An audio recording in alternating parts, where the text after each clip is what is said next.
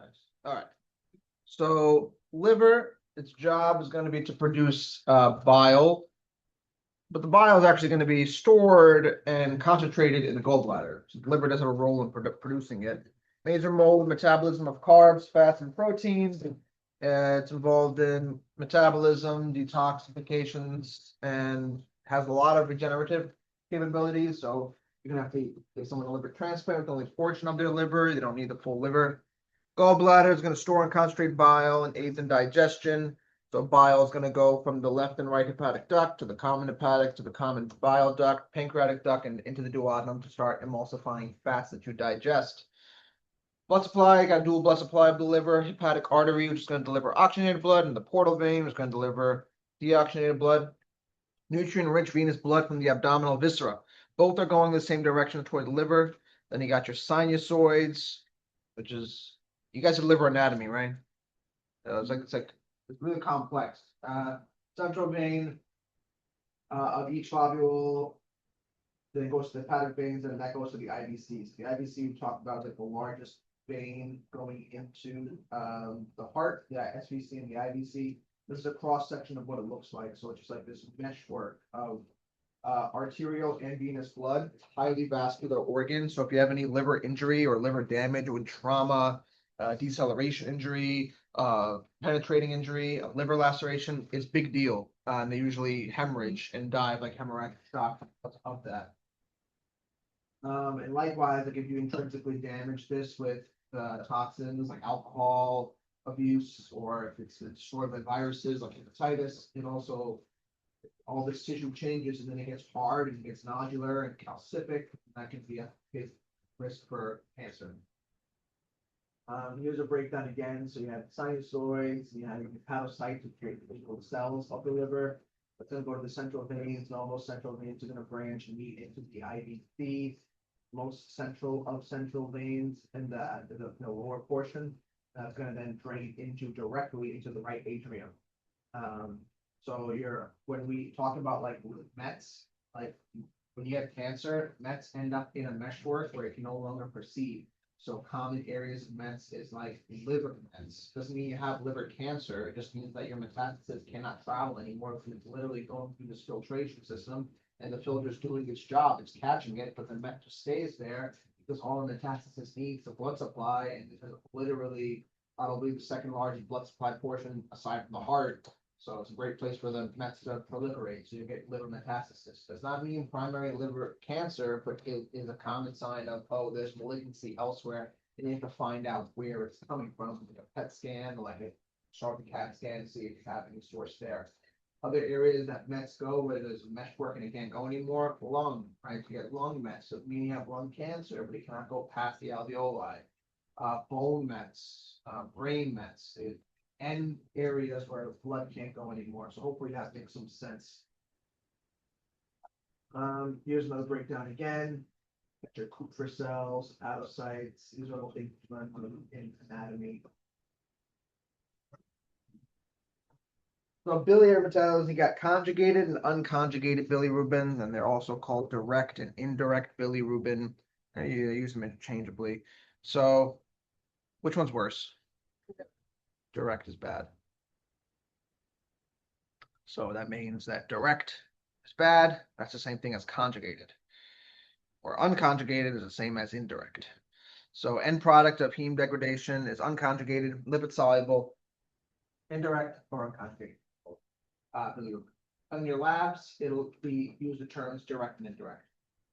Conjugated is taken up by hepatocytes and converted to water soluble direct bilirubin, is secreted in intrahepatic bile ducts and stored in the gallbladder. That portion should stay walled off in areas that should not be exposed anywhere.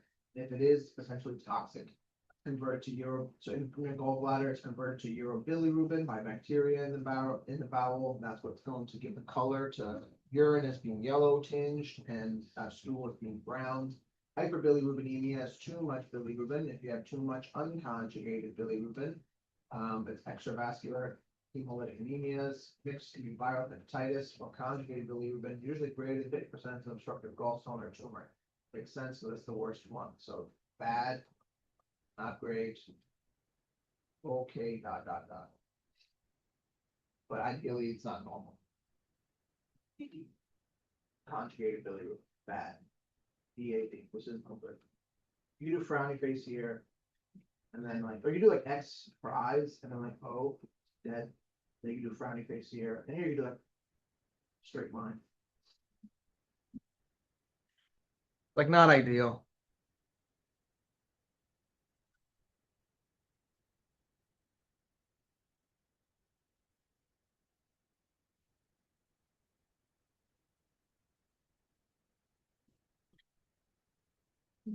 All right. So here's the breakdown of the bilirubin system. Red blood cell is gonna have an whole heme, and in there is unconjugated bilirubin. So if you want immunity, it's not good there. Go bloodstream, unconjugated bilirubin complex goes becomes like an indirect bilirubin, which gets converted, then it goes to your liver with this Vivian and neurotransferase. I'm not gonna ask.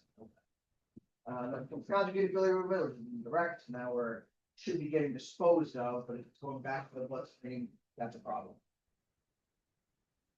Usually through the stream in the urine, urobilin, streptobilin, and feces. You talked about this, which videos go into it. And then something goes back in circulation. Why you always have some body on the gallbladder. Patterns of liver injury, hepatocellular, intracellular. So either you have too much accumulating in your liver that it can't handle it. Your liver itself is inflamed because it's infected or attacked by something, or either autoimmune, and eventually it can't keep up with that. So then it just necroses and dies, or your liver's dying from something else. So these are like the three pathways. Whenever we talk about like high levels of something, it's either, if it's a normal thing that your body's producing, it's either overproduction or under filtering. So intracellular accumulation is going to be like iron, fatty liver, like steatosis, NASH. You guys heard of NASH? Alcoholic steatosis. Copper, which is which disease? Right? What they have on their eyes. Boards love that. Hemochromatosis, we talked about that. Iron.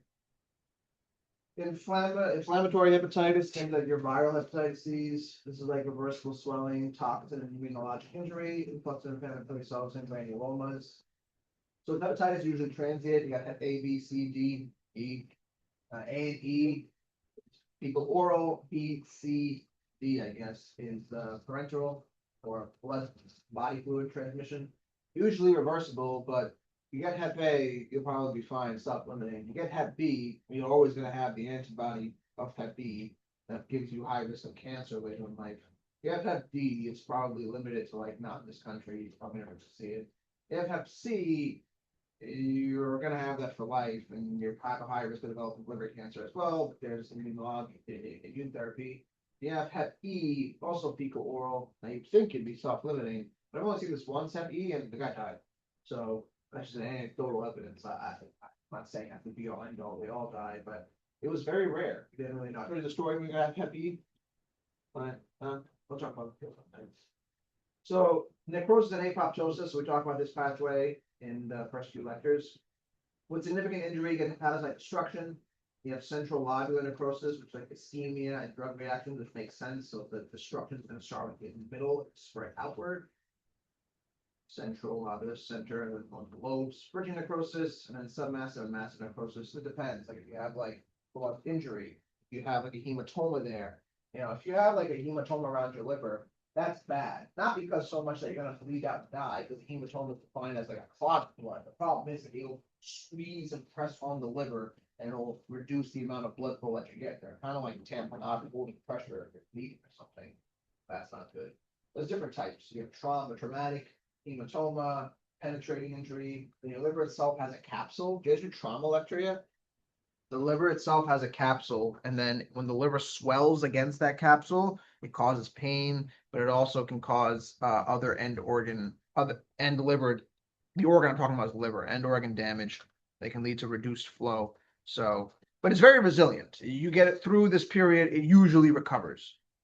The thing that kills the liver rapidly is like immediate like cessation of blood flow, like abruptly and there being no collateral circulation. The liver has a lot of collateral circulation, so you really got to do a number on it. Or like slow, insidious poisoning of the liver over time, like long-term hemochromatosis, long-term Wilson's disease, long-term alcoholism, long-term hepatitis, like B and C. These are the things that kill a liver long-term, and by the time they don't know, by the time they come to you, like they're fried, like the liver shot, and you have to find a way to see if they're a candidate for a new one. But not everyone is. So hepatocellular, we talked about that, injury, inflammation, and necrosis of liver cells, and parenchyma, cholestatic is inhibition of bile flow. There's going to be excess direct bilirubin circulating in the blood, which is toxic. It should not be in the blood, it should be located in bile containing areas. The mixed pattern is kind of both. So pattern of onset and prominence of symptoms can rapidly suggest diagnosis, but laboratory patterns is characteristic.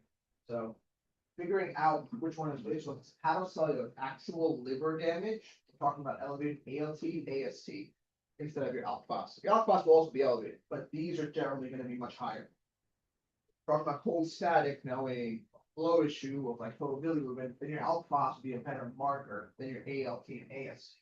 So bilirubin can be elevated in both and do not help distinguish it. It's not definitive, but these are just patterns that you can look at.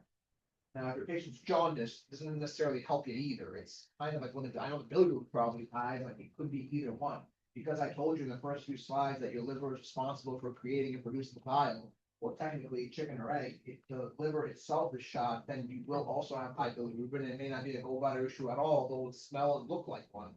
So it's a complex picture. It's not necessarily oh, this is definitely liver, this is definitely gallbladder. What if I told you that someone had an elevated alk phos, they look jaundiced, but they have a cholecystectomy history? How does that make sense? They're not making bile anymore? No, they make bile. So it happens. So then it's more complicated. Liver physiology is really complex. So that's basic normal circulation stuff. Let's talk about injury. So cirrhosis is going to be progressive parenchymal injury of the liver, slow. But when you get to cirrhosis, we're talking about end stage of chronic liver injury, like you did it. So like if you're drinking alcohol, real hard for like a summer, you're probably not going to get cirrhosis. It's very resilient. You drink it all constantly, you go into depression, drink it for a year, you're still probably not going to get cirrhosis. You got to do it for years. You got to be at it. Like it takes work and commitment to do this much injury to your liver. It's like a lifelong endeavor. So when you have someone that comes into you with cirrhosis, alcoholism is a disease, but they're like, oh, he was fine, and then he just turned yellow like a few days ago, and we got concerned. We brought him in because he was acting the thing, but like he was real healthy before then, and it's like cirrhosis on imaging, and it's like, well, he had a drinking problem. It's like, no, not him. Okay, you literally can't. So that's what the definition of cirrhosis is. So sometimes people are in denial. Like sometimes people are really good at hiding their alcoholism. So irreversible diffuse hepatic process of portal fibrosis with regenerative nodules. Nodules is your liver's attempt at trying to salvage itself. So if you have a nodular liver, it's just a failure of the liver. It's an attempt of the liver trying to recover itself, but nodular liver is like synonymous with cirrhosis. So if you see that on a report, liver nodularity, they're talking about cirrhosis. This is end stage stuff. Now, it's not always alcoholism. There's a bunch of different ways to get liver cirrhosis. Most commonly is alcoholism. They're not always degenerates. Some of them get from autoimmune. So morphology, stromal architecture disrupted. You get bridging fibrosis. That's the concept to know. Nodules regenerating hepatocytes surrounded by bands of scar tissue and fatty metamorphosis. So if you have fatty liver disease, that may compound it with alcoholism. That will do it as well. Causes, alcoholism, most common cause, but also hep B and C. Now, you may think that hep B and C are also degenerates. Well, not always. It's the usual. But B and C, you can get hep B and C by just, being born. You didn't do anything there. But if your mother has it, you got hepatitis. Very common in like Asian countries, like Hong Kong and such. Hep B endemic over there. Not degenerates, just what happens. Childbirth. Complications, get liver insufficiency, portal hypertension, then cancer. Eventually you get cirrhosis because it's trying to make nodules, trying to patch the holes, eventually it screws up DNA synthesis, bang, you get the dysplasia, metaplasia, and off you got cancer. Portal hypertension is going to be increased blood pressure in the liver systems, which we talked about last lecture, which is, you know, they call another term that congestive hepatopathy. And again, portal hypertension, all that system, which should be low pressure 10 to 20, is now like 30, 40, 50, 60, and then you get varices, and just where you get all the other problems that get mixed along with it. You know, Patho2 and all those abdominal findings, just the engorgement of those vessels. Then you got a big liver, a physical exam, you get to palpate it, you shouldn't palpate your liver. Shouldn't be able to palpate your liver, or it should be very hard. If you can very easily palpate it, it's big. Hepatomegaly, bad. Liver's getting larger, scarring, right? All this makes sense. Liver insufficiency, impaired liver function, can't detoxify stuff properly, high liver enzymes, maybe some jaundice spilled in there. So hepatocellular death leads to progressive fibrosis. There is some sort of regeneration, but it's usually nodular. You'll have vascular changes to try to give collateral circulation there, but it does not do it well. You have really, the normal liver looks like you go to fibrotic liver. It looks like you just have these myelofibroblasts. Should be nice and flexible. It should not be nodular. There's a healthy liver, very good, very bad. There's nodular, black, angry. This liver's been too pal. This one, same thing. This is just the nodular portion of it. This is probably like end stage, probably has some cancer with that as well. But it's silent, no specific symptoms until end stage failure. Portal hypertension, varices, they don't even know they have it. They don't feel it. Hepatocellular carcinoma, high risk. But you want your liver to look like this, not like this. Not really reversible. See the nodules, the shininess, those are all nodules. This is like end stage. It eroded through it. So, progressive damage to the liver is greater than 80% loss of hepatic function. It can be initiated by infections, hepatitis, stress, hypotension, something called ischemic hepatitis. Ischemia meaning lack of perfusion. Hepatitis means elevated liver function. So ischemic hepatitis is elevated liver function or impaired liver perfusion. That's hypotension can cause. That's an example of end organ damage. So if your blood pressure is low, which organs throw a temper tantrum? Kidney, heart, brain, and liver. Kidney will, how will you recognize that the kidney threw a temper tantrum? Elevated B1 creatinine, and what's the kidney's job? Make pee-pee. So no pee-pee. Reduce pee-pee. Okay, so that's how the kidney, you discover that. How's the liver? How you discover the liver through a tantrum? Elevated AST and ALT, yeah. Pretty much it. They're not going to be yellow right away. It's a long time. So if I have someone here, you know, choose violence, healthy person, and you just start suffocating them. They're getting ischemic and hypoxic. Yeah, let go right before they lose their pulse. Walk away. Go on the run. Guy goes to the hospital. Liver enzymes are going to be elevated. Renal enzymes are going to be elevated. How's the heart going to show that it threw a tantrum? What's the components? What type? What? No. You guys took an exam on this just now. Type 2, which is demand ischemia. Because the heart, he didn't have a heart attack, right? I didn't give him a heart attack. I suffocated him. I choked him.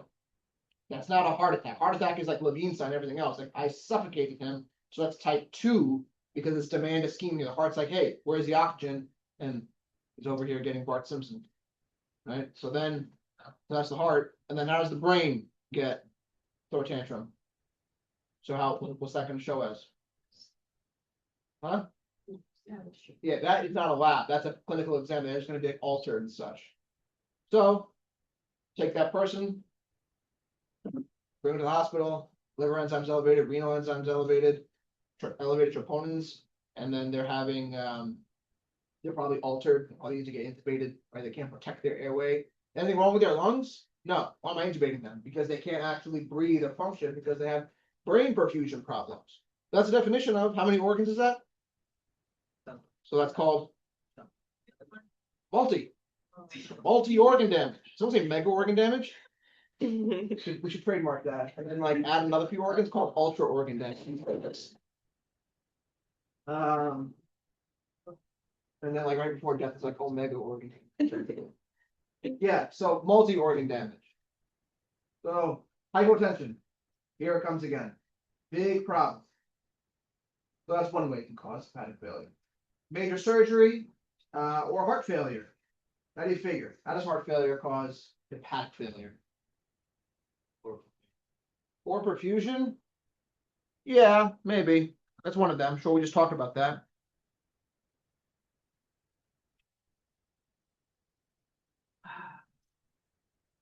What else? There's a much more obvious one.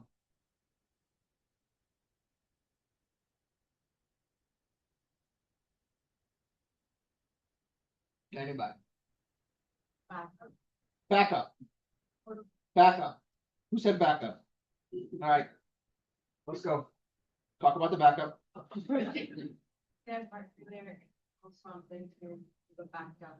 Yes. And that would be, what's another name for backup or clogged? Congestion, maybe? Maybe something called congestion hepatopathy. Oh, yeah, we talked about that. I mentioned that. So it's backup. Too much blood for the liver to handle. Swells up. Liver failure. Good. And also lack of flow. So either one. So both ways the liver's failing from that. GI bleeding. Well, why would that cause liver injury? Well, did the liver injury cause the GI bleeding because they have varices, or does the GI bleeding cause liver injury because they're bleeding, that they're probably hypotensive and they're hemorrhagic shock, and if they're in a shock state, that caused the liver injury? Chicken or egg? But both, either one can do it. Electrolyte imbalances. You don't have proper conduction of your sodium potassium channels, things don't go. And here's someone that this is their physical exam, you take off their shirt, and then they say, he was fine. This just happened. How? And they say, oh, I've never seen that before. That wasn't there yesterday. This is long term, right? This is all backup. This, students, is the portal vascular system. When they say portal hypertension, here it is, right? These are all enlargements. You can assume he's got it in this is all the liver area, probably got in his stomach, put Medusa in the umbilical and go all the way down. And I bet you if you look at his rectum, he's got hemorrhoids. That's congestive hepatopathy. So they have this ABCs of pulmonary hepatic failure. Tylenol. Tylenol's job to fix pain and all that stuff, but metabolized by the liver. What's the max dose of Tylenol you can have in a 24-hour period? 4 grams. What's the max dose someone with liver failure can have in a 24-hour period? Also 4 grams. Oh, you can give them Tylenol if they have liver failure. Yeah. You don't want them like, what else am I supposed to do for their fever? Let them burn up? You have to give them something. The difference is that if I give any of you guys 5 grams, you will not drop dead. If I give them anything more than 4 grams, like they have absolutely no reserve.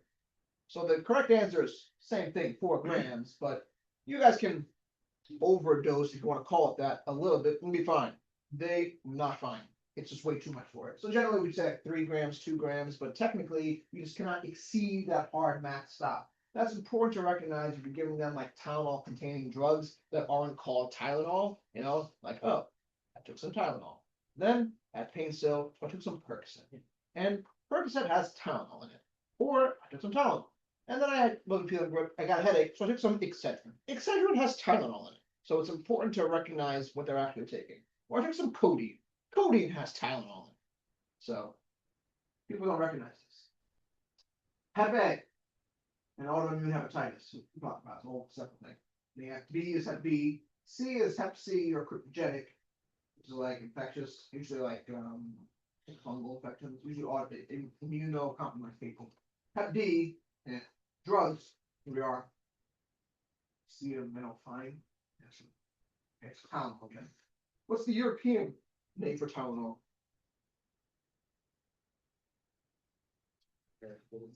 Huh? Paracetamol. Same thing. Literally the same thing. But you might get someone from Europe or someone say, oh, I took some paracetamol. Like, that's the same thing as Tylenol. Salicylate, which is what? Aspirin. Yep. And then esoteric causes, I didn't think this in mind, which is Wilson's disease, which is copper, Budd-Chiari syndrome, which is portal vein thrombosis, or episodic fatty infiltration, or fatty liver.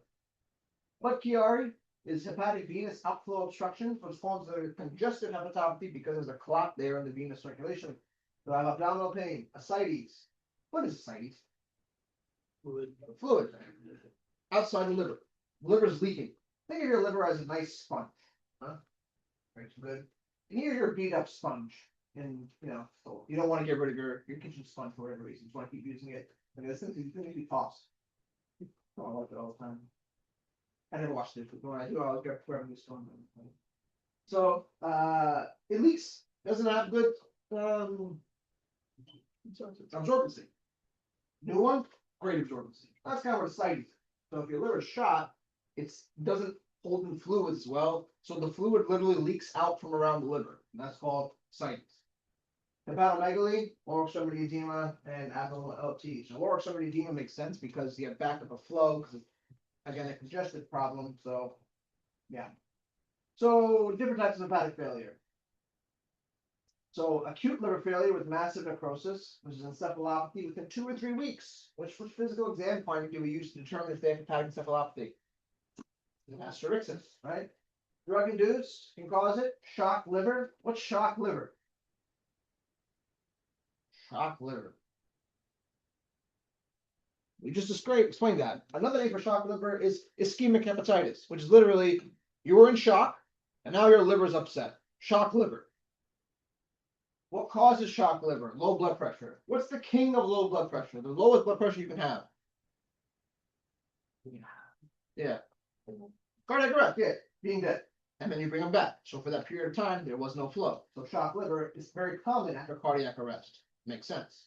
Significant hypotension, hypovolemia we talked about, or severe heart failure, which we also talked about. So shock liver, same term as ischemic hepatitis. Concept is low flow. Okay.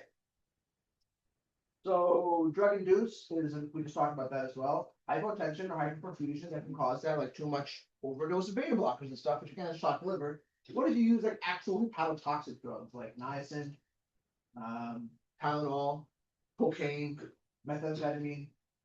If you ever have a board question and you just don't know what it is, just always guess cocaine. Cocaine causes all the problems.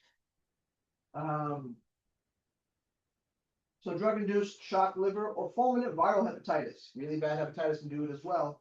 Chronic liver failure, cirrhosis being the #1 cause, that's hepatocyte dysfunction without necrosis, unable to function properly, no cell death.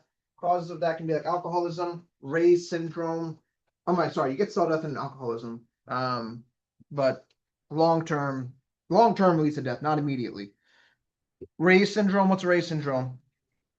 To who? Kids. What's the one disease you give aspirin to kids for?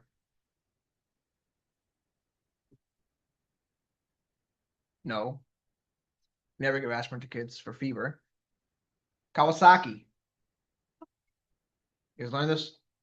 Strawberry tongue? Discoimating? No? Anyway. Kawasaki is the only time you give aspirin to kids. Or acute fatty liver or pregnancy. Okay. Documented hypotension not always found for acute ischemic injury. What does that mean? That means someone can be hypotensive and they happen to not check their blood pressure at that time. Or maybe they did check their blood pressure, but they didn't put it in the chart because things happen. So the person that comes the next day, the GI team is like, hey, what's going on? Like, what happened? Why is your liver enzyme so high? Transaminases are often, what's normal transaminases? 10, 20, 30, right? You guys did this in lab medicine? Normal LFTs? Yes. You guys seem very not confident about this.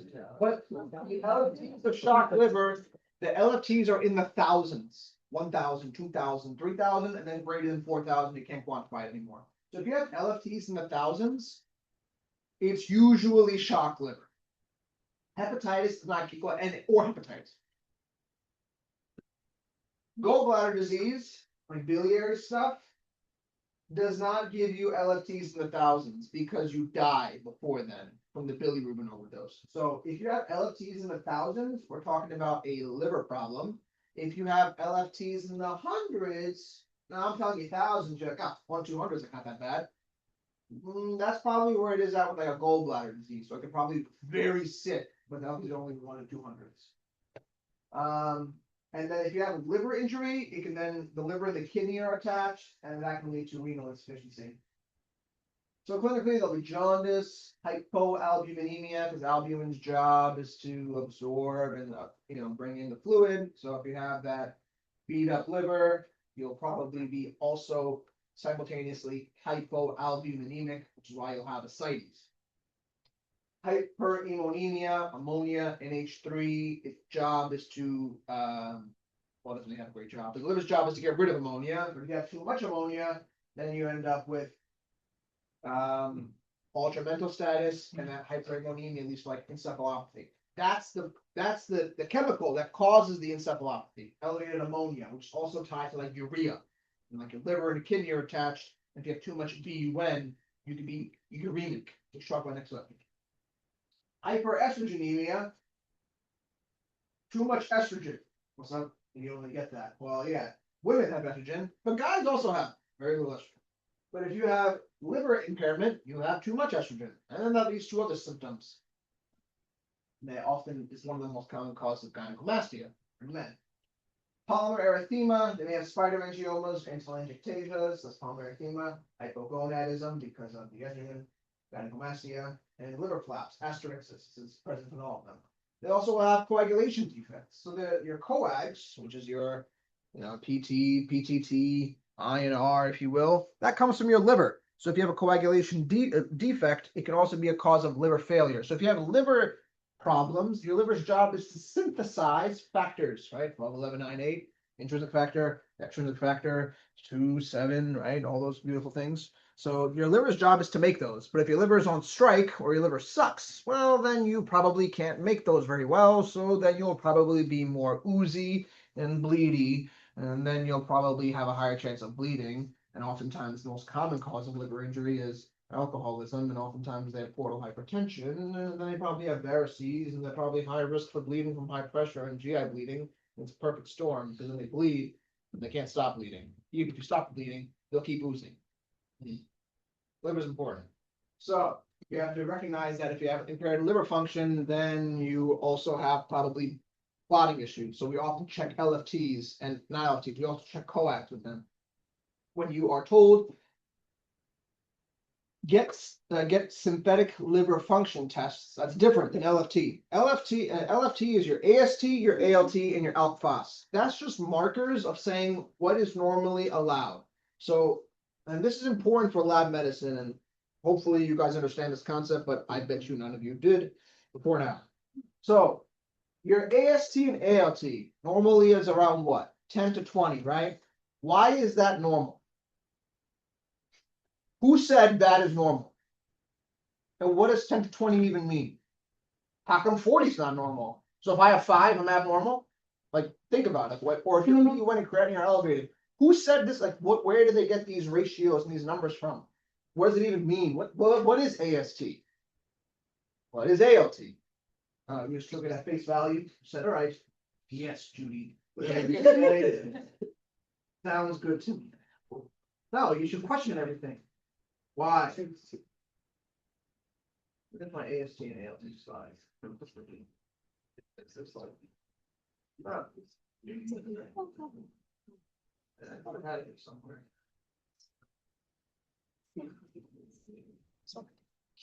Oh, it's not in there.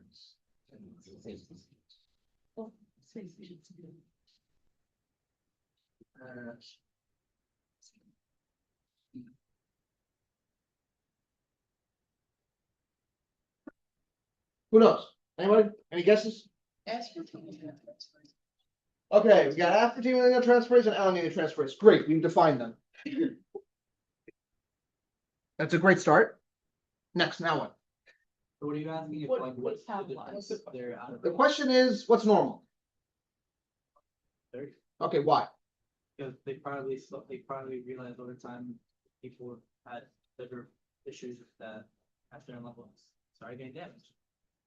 So you're saying that elevated levels of your aspartame aminotransferase and alanine aminotransferase is a symptom of liver injury? Over time, especially if it's too high. Okay, so then you're saying that What if it's low? Low liver function. I mean, Wouldn't that be high liver enzymes? that's low. I mean, are they low? What cases are they? They're low. Which one's worse, high or low? High? Low? They If both? you're high, you can't reverse it. If you got shit. These are the existential questions you gotta ask instead of just saying, yes, 10 to 20. When's my PEAS exam? So Yes. lab values in general, there's a range there for a reason, right? So let's go something easier, different topic. Hemoglobin. Okay. Your hemoglobin is normally should be what? 11. 12 to 15. All right. Your hemoglobin's low. Hemoglobin is 6. Bad? Yes. Okay. Hemoglobin is 16. Bad? Not terrible. 17? Not terrible. 18? 19? Yeah. 20? Yes. Bad? Yes. Why? Because now you have. Okay, now it's too much. Too much what? Maybe too much iron if your liver's getting injured? The hemoglobin's low, also bad. Why is that bad? Hyperperfusion. So there's a normal amount. So what I'm getting at is that you have to, when you have lab values of liver enzymes, your AST and your ALT is what 10 to 20 is what normally is accepted, meaning that all that means if you have high liver function, it means that you have excess toxins, or these are the normal enzymes or the normal markers that your body has. So if you have an LFT, let's say your AST is 1,000, that means that your liver did a crack job of clearing out this protein or this substance. If your AST is 10, good, your liver's functioning good. Now, if your AST is 0 or 1, is that good? No, that's not good. That means that who creates the AST and ALT? The liver. So if the liver creates the AST and ALT and your AST and ALT is like 1 or 2, what does that mean? That means that, oh, your liver is dead. You're not even making any enzyme at all. So the fact that you're not recognizing the fact that you need to recognize that's very important. So if your liver enzyme is like 1 or 2, your liver shot is done. That's exponentially worse than a liver enzyme in the thousands, because at least it's spilling protein, it's making something. There's still a pulse there, if you will. There's still something there. So if your AST and your ALT is elevated, okay, low AST, what if it was like, you trend this, 4,000, 3,000, 3,500, 2,500, 2,000, 1,000, then it should normalize, right? What if I told you like 4,000, 3,000, 2,005? It died. Your liver, it died. Now, can you live without a liver? No, now you need an emergency liver transplant. Like your liver's done, unless you're a candidate for a liver transplant. So this concept of labs, it's an important thing.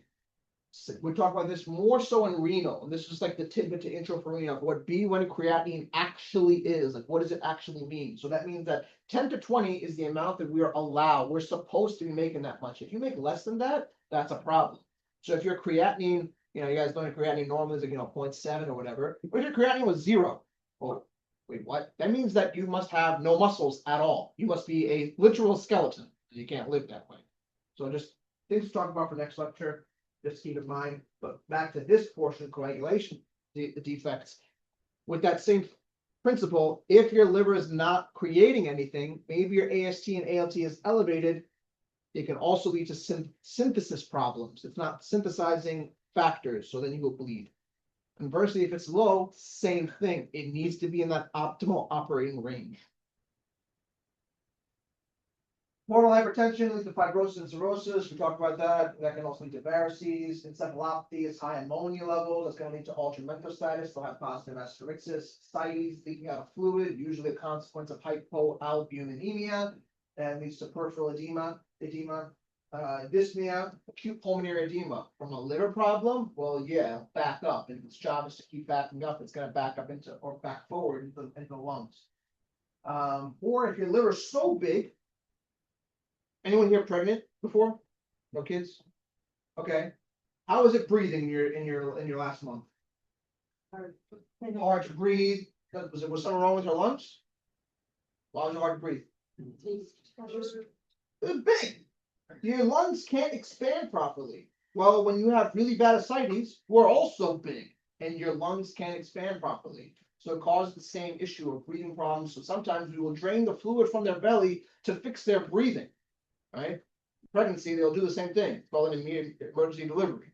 Except in GI, we just drain the fluid out from the ascites. So I've had patients, that they like how much ascites does he have? We say, yeah, it looks about 8 months. It's a guy. And then you drain it. What are we at now? Probably around like 2 months, well, much lower. Then I can breathe so much better because you've removed this obstructing thing. But that fluid there, what temperature is the fluid inside an ascites? Warm. 98.6. Go. Is there any white cells in that area? White cells live in blood vessels. This is fluid around the liver. Any white cells? No. Any protein or anything to eat off there? Yeah, spilling albumin in there. Nice. Sounds like a good environment for what? Bacteria infection. Great. They get to hang out there. Well, if you have a high fever and you have abdominal pain in the liver specifically, in the setting of ascites, until proven otherwise, you have spontaneous bacterial peritonitis. It's called SBP. So you ideally want to tap, send it for analysis, and determine if they have SBP. But not everyone can tap a belly. It's a skill. It's called paracentesis. I can tap a belly, but I had to get signed off. I had to learn how to do it. Now, did I have patients with SBP before I could tap a belly? Sure. Was there anyone else tap their belly? No. So what does that mean? Sorry? No, you just start treatment anyway. Just give them antibiotics and they'll kill whatever's there. So if you suspect SBP, the hallmark of therapy is immediate antibiotic initiation. And the antibiotic of choice for SBP is ceftriaxone. You should know that. I'll ask you about that. So ceftriaxone is the drug of antibiotic of choice for spontaneous bacterial peritonitis, any febrile or abdominal pain in the setting of ascites, SBP until proven otherwise. And how does it happen? Well, by definition, it's spontaneous. It just happens in that area. They just get infected. Ideally, you would like to tap it first and then start treatment, but you do not delay treatment because you can't tap. That principle is the same for anything that you need to collect a sample for. So what's another disease I need to collect a sample for to confirm that they have a bad disease? Meningitis. You do not delay meningitis because you didn't get a lumbar puncture. You immediately start treatment as soon as you suspect it, and then get up the next. You get this sample when feasible. That's a key principle of medicine. All right, so you got multiple organ failure, hepatorenal syndrome, hepatorenal. Usually, whenever you have a combo organ syndrome, the first organ that they mention is the one that's causing the problem. So it's like hepatorenal syndrome. There's something called cardiorenal syndrome. Basically, the kidney fails because the liver fails. There's nothing actually wrong with the kidney, but he sucks off his blood supply and his perfusion to the kidney does. Well, respiratory failure, pneumonia and sepsis, if they usually get SBP, it can spread. Coagulopathy, we talked about that, impaired factors. Chronic liver disease is rapid progression, of course. You can chronic liver disease and go to fulminant hepatic failure. When? Any increased metabolic demand, yes. Right. So. Fibrosis, borderline specifically, fibrosis nodule is going to restrict the blood flow in the sinusoids and compress the central veins. Oh man, congestion of veins, compression, edema, ascites, all bad. Most commonly caused by cirrhosis, you get portal hypertension, and then you look like this. Now this guy, let's say it's a male. This is like 10 months. This is 11 months. This is not even 9 months. There's so much volume there that needs to be removed. This is portal hypertension. We'll take an alien that's coming at it. But that is a lot of blood flow that's there. So if this guy were to, any of these areas start bleeding, let's say stomach gets GI bleed, all of this is coming out, high pressure. There's a messed up little marks there, and I don't know what this is. I guess it's a picture of a saint. It's blocked off. So back to this slide. They'll have ascites, portal systemic shunts, caput medusa, esophageal varices. Here's a diagram I try to draw. This is what it is. You got ingested at the top of your varices, in your spleen, in your stomach, and down to your rectum, hemorrhoids. Mortality, splenomegaly, and encephalopathy. That all makes sense. Then here we go. So the elevated ammonia from nitrogen breaks down amino acids, leads to neuronal dysfunction. It's kind of like explaining to you why elevated ammonia leads to encephalopathy. The term encephalopathy, let's just break that down. I feel like you guys are also taking that at face value also. What does it actually mean? Apathy, meaning disease. Encephalo, meaning brain. Brain problem. Thinking problem. So there's like hepatic encephalopathy, right? Then there's something called uremic encephalopathy. Right? These are the medical terms you can use to say altered mental status. Then we have something called TME, which is toxic metabolic encephalopathy. And that is just, well, they're really sick, so they must be altered. Right? That's what that means. So encephalopathy means altered mental status. That's the correct term for altered mental status. Opiate-induced encephalopathy. You can use it anyway. So that excess ammonia leads to disturbance of brain function, behavior changes, confusions, they may be rigid, hyperreflexive, and seizures. And if you have really high amounts of ammonia, it's actually toxic to your astrocytes. You remember what those are in your brain? Those are kind of important. So if it's toxic to that, it leads to brain swelling and cerebral edema. Now, cerebral edema, bad for business. Because why? Yes. It will hurt you. So you need to get a handle on this. Now, how high does an ammonia? Well, what's your normal ammonia? Around like 10, 20, maybe like 30. 30 is kind of high. When do you start getting symptoms? I don't know, around like 80, 90, 100. When does your brain start to swell? Around like 300, 400 is when it starts to swell. How do you get rid of it? Well, let's talk about the breakdown. So your healthy liver will have urea. It gets, filtered out, wasted to the kidneys. Then ammonia comes from your gut. Your gut is where ammonia comes from. Hold on. So when you eat in your gut, you have good bacteria and bad bacteria. That good bacteria will break down whatever it has, and the byproduct is ammonia. If you have functioning liver and kidneys, you will either pee it out or it'll come out. Majority of it gets pooped out through the stercobilin tree. Okay. Now, if you have liver failure, you're still eating. Doesn't mean you're starving. So your gut's still making that ammonia. That your liver system, conjugation, all that stuff is impaired because your liver shot. Well, it's got to sit somewhere, and if it can't come out, it'll stay in. Stays in, you get toxic accumulation of ammonia, and that can lead to brain toxicity, which can lead to coma and death. So a way that we treat hyperammonemia is two ways. Number one is lactulose. Lactulose is a laxative. Lactulose makes you crap like no tomorrow. Well, that's the theory. You have to poop it all out. That's the best way to get it out. And number two, you give a drug called rifaximin. RIFAXIMIN.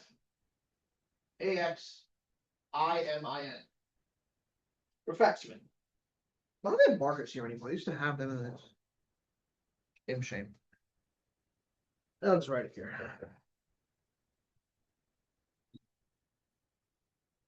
Oh, you have. Oh, I'll take one. Yeah, I'll take that. Huh? You need extra one? Yeah. Colors. Oh. So to treat high ammonia,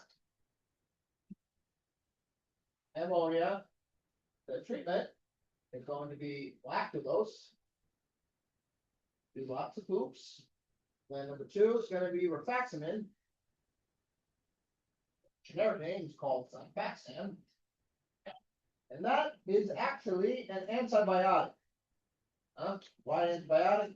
Well, the theory here is you're going to kill the gut bacteria that's going to make the ammonia, so you reduce your ammonia production. That's the theory. You need both ends to treat hyperammonemia. And if it gets really high, it affects your astrocytes. And you recognize it through encephalopathy. If they have positive asterisk, it's usually a sign of high ammonia. So in your PD thing, it said, this is a sign of hepatic encephalopathy. And none of you guys really connected the dots. This is a neuro exam. What does that do with the liver? This is what it has to do with the liver. Inherited metabolic liver disease. Hemochromatosis. We talked about this. Defective gene problem, deficiency in iron regulation, and accumulation of iron. That iron sits in your liver and it's kind of toxic. So it's causes restrictive changes to the tissue. stimulates collagen, or our skin's made out of.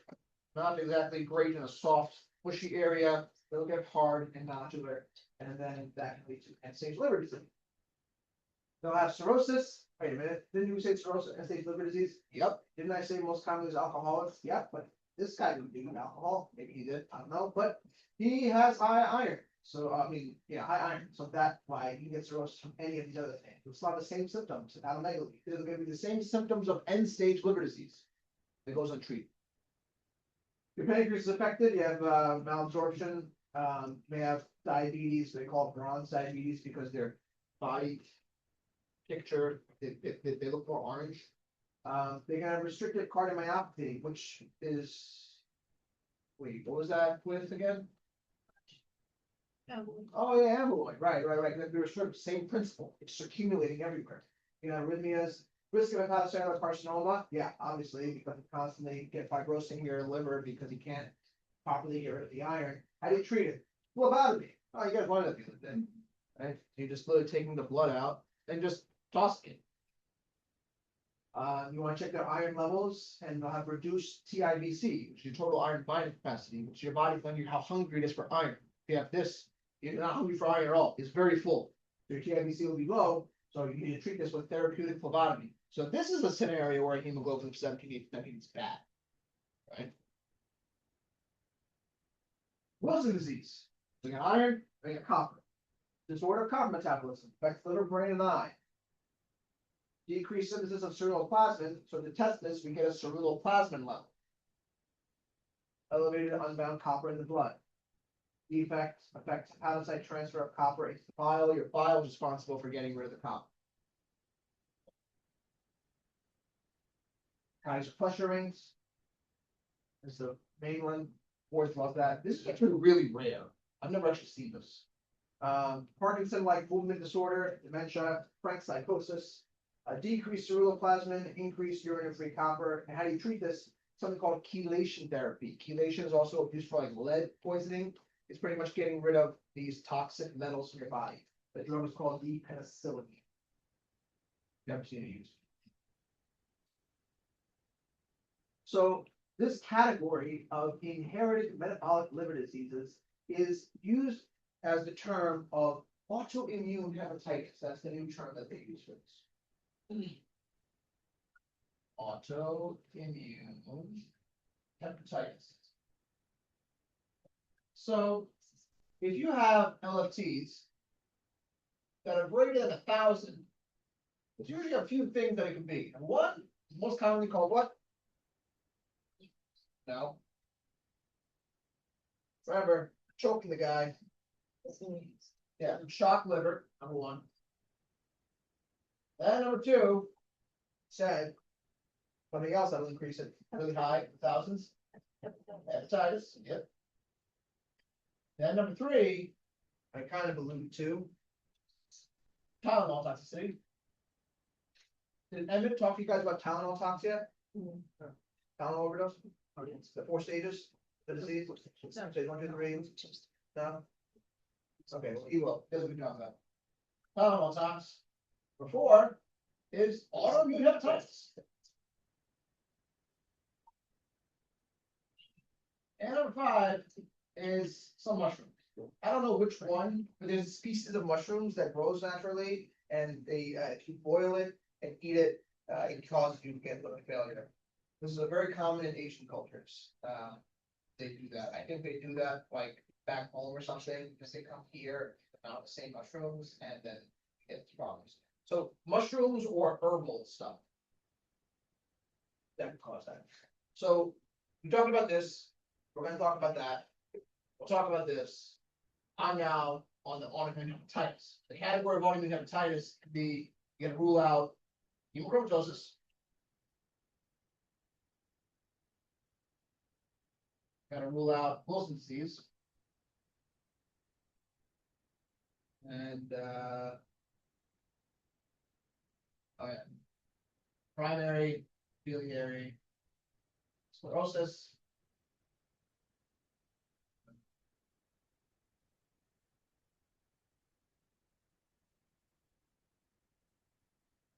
ANA, AMA, SMA, double-stranded DNA.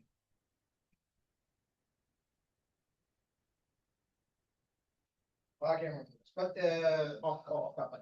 but this is, when you approach elevated LFTs, this is what you have to rule out. You quickly rule out certain things, and it's like, well, no, he wasn't hypertensive at all. No, we checked the hepatitis, they're all normal. He didn't take too much Tylenol, and he didn't do any mushrooms or herbal supplements, then you have to do the autoimmune workup. That's what this stuff's talking about. So this is one of them, Wilson disease is one of them. Now, primary biliary cirrhosis or sclerosis. Autoimmune disorder of granulomatous destruction of the bile ducts, chronic inflammatory reaction, which leads to cirrhosis. Clinically, they'll have pruritus. Pruritus because having high bilirubin is itchy business. Hepatomegaly, fatty stools, they'll be jaundice, or ecteric, have cirrhosis with portal hypertension. High risk of hepatocellular carcinoma with primary biliary cirrhosis. The labs are your AMA, antimitochondrial antibodies. And then you have hepatitis, which is viral most commonly. Well, you should use the term viral hepatitis, right? Because I use the term hepatitis over there. That's autoimmune hepatitis. And then low blood pressure or shock liver. Another term for that is ischemic hepatitis. The term hepatitis is high liver inflammation. So many different causes. So the term viral hepatitis is reserved for. Oh yeah, that's the other stuff. Yeah, the viruses with the autoimmune workup. So when we have a patient with this stuff, the way I remember it is we have to send a bajillion labs, and remembering all those labs is really annoying. You have to send like AMA. No, I mean, we don't gotta know this, but this is how I remember. I remember what labs to send, and I remember what the labs are actually testing. So it's AMA, ANA, double-stranded DNA, EBV, Hep A, IgM, IgG, Hep B, IgM, IgG, Hep core, Hep B, Hep B, Hep C antibody, Hep E, IgM, IgG. It's like you're sending like 25 labs, and that's the proper workup for elevated LFTs. Then you're sending PT, PGT, coags, fibrinogen, platelets. So it's basically all the things that can cause it. So we talked about a lot. So the virus one is not really autoimmune, but I categorize it in my brain because that's the workup when we send the whole thing. Yeah, I'm just ranting. So Hep A virus, Hep B virus, Hep C, Hep D, and Hep E. Then EBV, mono, can also cause elevated LFTs. CMV, cytomegalovirus, usually restricted to immunocompromised patients. Herpes can actually cause it, as can yellow fever. So, did you do this with Weber yet? No. Aren't you guys doing GI this semester? No. Oh, yeah. So acute hepatitis phases. So Hep A and E are easy. IgM, you're infected. IgG, you're better. Straightforward. Yeah, Hep B is the complicated one. Boards love Hep B. It's really annoying. So you have an incubation period, then you have a prodrome period, then you have a symptomatic period, then you have when you resolution. So the incubation period is when you don't know you have it. So your Hep B surface antigen will be positive. You don't know you have it. Prodrome or preecteric symptoms, means pre-jaundice symptoms, 6 to 8 weeks. They may have some weight loss, low-grade fever, but their liver's going to start hurting them. Nausea, vomiting, right upper quadrant tenderness, and increase in AST and ALT in 2 to 4 weeks, usually in the thousands. Then they're going to get jaundice. Conjugated biliary hyperbilinemia. Oh wait, that was a bad one. Pruritus, increased urine bilirubin and urobilinogen. The urine becomes very dark. And then they should recover. So you don't really always die of Hep B, but it sticks with you. So acute can be cholestasis, which means what? Cholestasis. Gallbladder stasis. So yeah, so you have sludge there, and it gives you the symptoms of acute cholecystitis, but it's not actually cholecystitis, it's cholestasis. You have like ileus of your gallbladder. Hepatocyte swelling and necrosis, and cytolysis and apoptosis. You'll see the presence of Councilman bodies.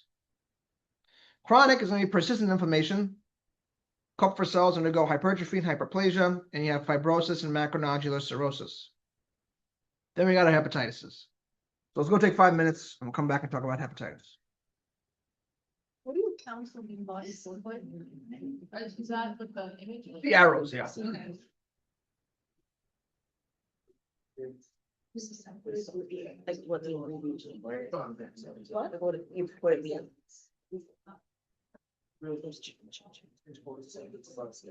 This picture.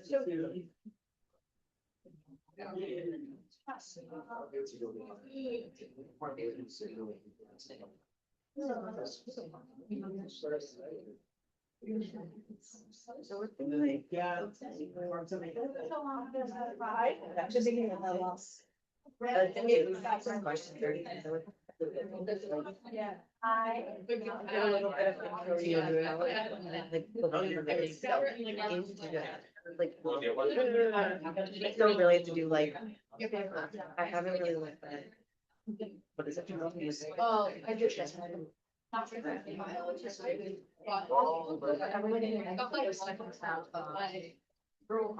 I need to go. I like past maybe most like infectious diseases, and then also like pneumos. And then he's gonna also put like stone. Like, no distribution. I know, like, I'm John. Fascinating. Oh, yeah. That's like, it's a very short plan. She said, yeah, she said that. It was infectious. Really? Well, they're feeling like shit. I usually have my eggs in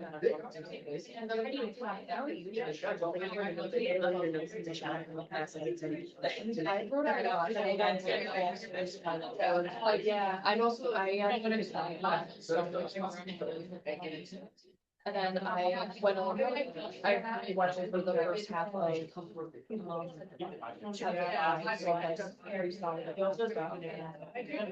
I've just been using flash color. I also use something like. Yeah, he's using a place. That was cool, like, yeah. I also have to look at, Our own.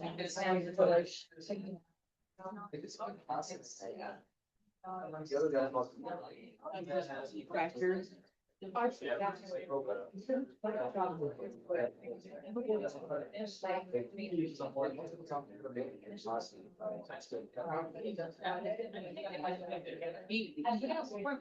obviously, I was library. Because I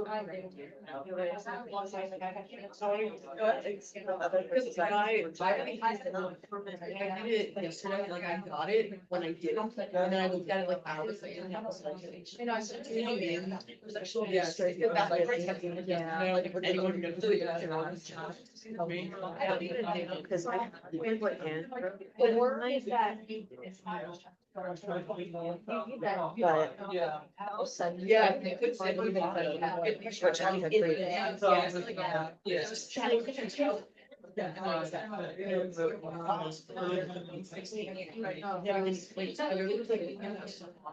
Then I really wanted one and a half. Plus 1/3 of one.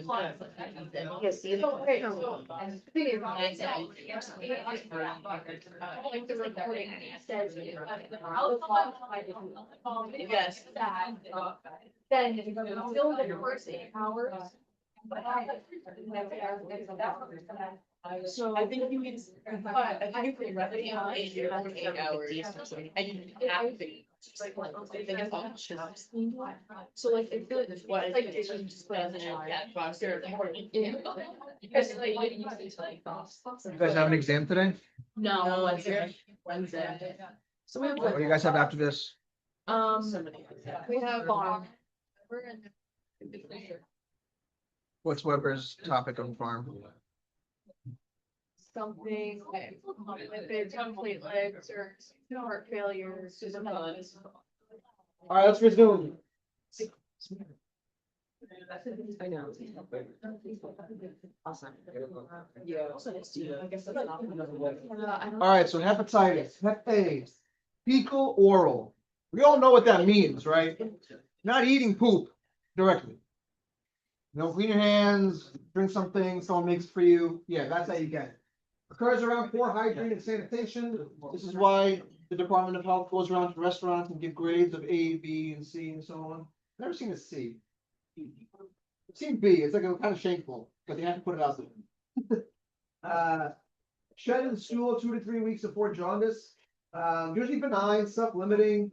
The disease is typically mild. That doesn't mean you don't get sick. Like you are unwell, but you're not gonna die of it. Like you'll do okay. Like you'll have abdominal pain, you'll have hepatomegaly, you'll be jaundiced, you'll be having a lot of diarrhea and everything, but you know, you'll do okay. You'll get through it. You're contagious, don't get me wrong. Like you can definitely give it to someone else, but you'll be fine. Right, because we don't see it as much anymore because people get vaccinated for it, but you know.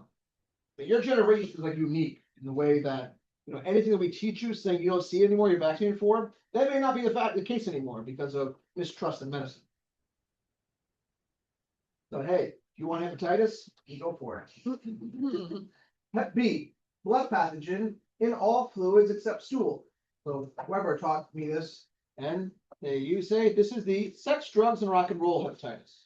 So needle sticks, transfusion, vertical transmission, sexually transmitted, prolonged incubation, 4 to 26 weeks, long time. Replicates in hepatocytes. Sequelae, you might get acute hepatitis with recovery and clearance. Best case scenario. Chronic, non-progressive, and eventually leads to, it's progressive.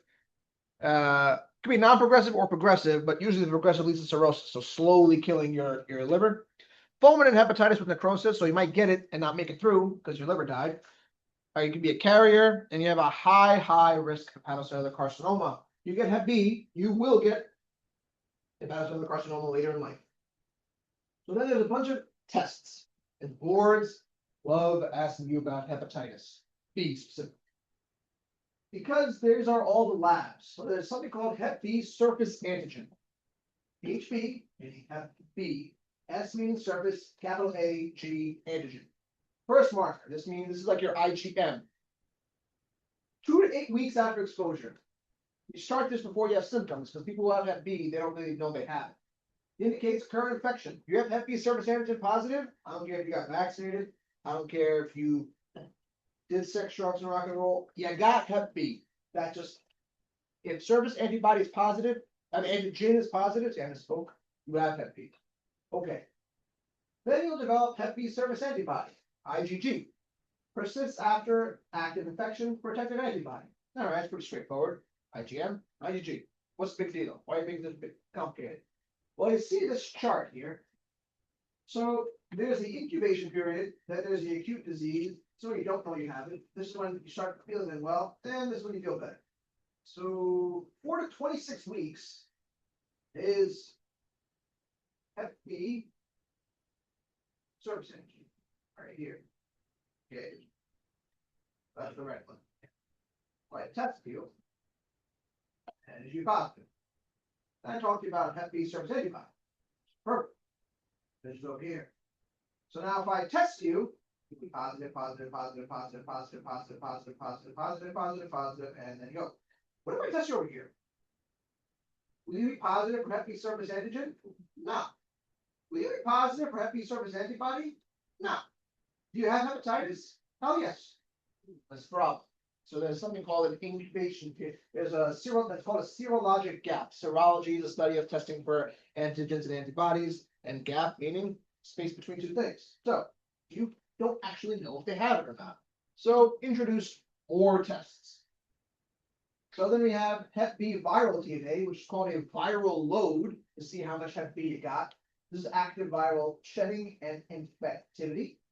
So that I don't know if I'm trying to properly.